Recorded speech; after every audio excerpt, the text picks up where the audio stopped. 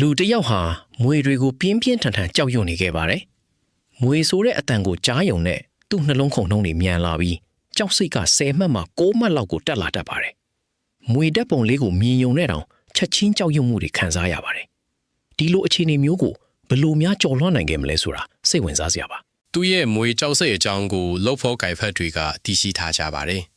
Halloween ကွဲတော်မှာတော့သူတို့ဟာရေခဲပုံထဲမှာအတူလောက်ထားတဲ့မွေတစ်ကောင်ကိုထည့်ထားခဲ့ကြပါတယ်။အခမဲ့ဖြော်ရည်လို့ရေးထားတဲ့ရေခဲပုံကိုသူဖွင့်လိုက်တဲ့အခါအတူလောက်ထားတဲ့မွေကပေါ်လာခဲ့ပါတယ်။ဒီချိန်မှာသူဟာတခြားဌာနကလူတွေပါကြားရလောက်အောင်ကျဲလောင်စွာအော်ဟစ်ခဲ့ပါတယ်။ဒီလိုကြောက်စိတ်တွေကိုဖယ်ရှားပစ်ချင်တယ်လို့သူပြောခဲ့ပါတယ်။အဲ့ဒီနောက်မှာတော့စိတ်ကူဆရာဝန်ကသူ့ကိုနဲ့ရှိုင်စိတ်အပန်းဖေအနားယူစေခဲ့ပါတယ်။အလွန်ပြင်းထန်တဲ့ကြောက်စိတ်တစ်ခုကိုဘလို့စတင်ကူတတ်ဟဲ့တယ်လဲဆိုတာစိတ်ဝင်စားစရာပါပဲ။သူ့လက်နှစ်ဖက်ကိုဆန်တန်းထားပြီးမျက်လုံးတွေကိုမှိတ်ခိုင်ခဲ့ပါတယ်။လက်တစ်ဖက်ကလေးလံနဲ့ဘူလင်းဘောလုံးကိုကိုက်ထားတယ်လို့မျိုးနောက်တစ်ဖက်ကမိုးပြန်ပူဖောင်ထောင်ကြည့်ပြီးဆွဲတင်နေတယ်လို့မျိုးစိတ်ထဲကနေမြင်အောင်စေခဲ့ပါတယ်။ သူစိတ်ကူးထဲမှာမြင်ရောက်နေတဲ့အတိုင်းလက်တစ်ဖက်ကပိုပြီးလေးလာပြီးနောက်တစ်ဖက်ကတော့ပိုမြင့်လာခဲ့ပါတယ်။အဲ့ဒီနောက်မှာစိတ်ကူးဆရာဝန်ကသူ့ရဲ့ညာဘက်လက်မောင်းကိုထီးလိုက်ပြီးလက်သီးဆုပ်ခိုင်းခဲ့ပါတယ်။လက်ချောင်းတစ်ချက်တီးလိုက်တာနဲ့လက်မောင်းဟာတမဏိချောင်းလိုတောင်တင်းမှချောသွားပြီးလေထဲမှာတက်တာဆွဲကန်နေခဲ့ပါတယ်။လှုပ်ရှားဖို့ကြိုးစားလေလက်မောင်းကပိုတင်းမာလာလေပါတယ်။အဲ့ဒီနောက်မှာတော့သူ့မျက်လုံးတွေကိုမှိတ်ထားစေဖြစ်ပြီးလက်နှစ်ဖက်ကြားမှာတန်လိုက်ဆွေးငင်အားကိုခံစားစေခဲ့ပါတယ်။လက်တွေဟာပိုပြီးမြန်ဆုံလာပြီး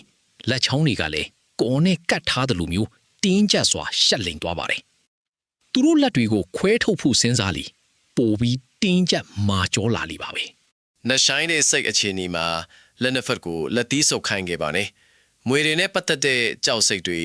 မှတ်ဉာဏ်တွေခံစားချက်တွေနဲ့တုံ့ပြန်မှုတွေအားလုံးကိုဒီလက်သီးဆုပ်တွေထဲကိုရောက်လာစေဖို့စိတ်ကူးဆရာဝန်ကရှင်းပြခဲ့ပါတယ်။ဒီလိုကြောက်စိတ်တွေကိုနောက်ဆုံးချိန်ခံစားရတော့မှဖြစ်လို့ရဲရင်ဖို့လည်းတိုက်တွန်းခဲ့ပါတယ်။စိတ်ကူးဆရာဝန်ကအောက်ကိုရေးထွက်သွားရအခါသူ့ရဲ့စိတ်ကူးတွေကရုပ်ပုံတွေနဲ့ခံစားချက်တွေဟာ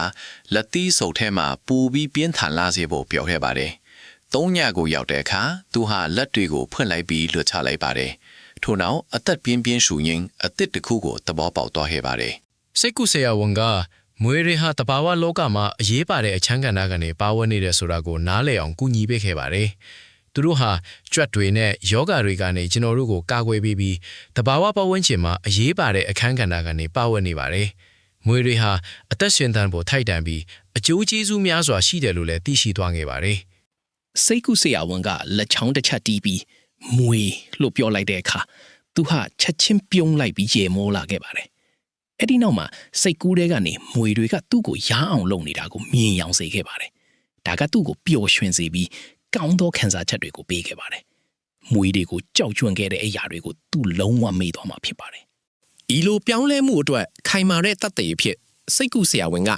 ငွေရောင်မွေပုံတံလက်ကောက်လေးတစ်ကွင်းကိုပေးခဲ့ပါတယ်။ဒီလက်ကောက်လေးကိုလက်ကောက်ဝတ်မှာပျော်ရွှင်စွာဝတ်ဆင်ခဲ့ပါတယ်။ဒီလက်ကောက်လေးဟာသူပြုတ်လုပ်ခဲ့တဲ့ပြောင်းလဲမှုကိုသင်္ကေတပြုပြီးမြင်တိုင်းပျော်ရွှင်နေစေဖို့ကူညီပေးမှာဖြစ်ပါတယ်။ဒီလူဟာအယမ်းကိုအံ့ဩပျော်ရွှင်နေခဲ့ပြီးအရင်ကလုံးဝမဖြစ်နိုင်ဘူးလို့ထင်ထားတဲ့မွေးတစ်ကောင်ကိုတောင်တက်တောင့်တက်တာကင်ထားနိုင်ခဲ့ပါတယ်။သူဟာစိတ်ကူးသားမှုခံယူနေစဉ်မှာတတိရှိနေခဲ့တယ်လို့ပြောပြခဲ့ပါတယ်။ဒါပေမဲ့အခုလိုအခြေအနေမျိုးနဲ့တော့မတူညီဘူးလို့ဆိုပါတယ်။ဒီအတွေ့အကြုံကစိတ်ဆွမ်းအားဘယ်လောက်ထိပြောင်းလဲနိုင်လဲဆိုတာပြသနေပါတယ်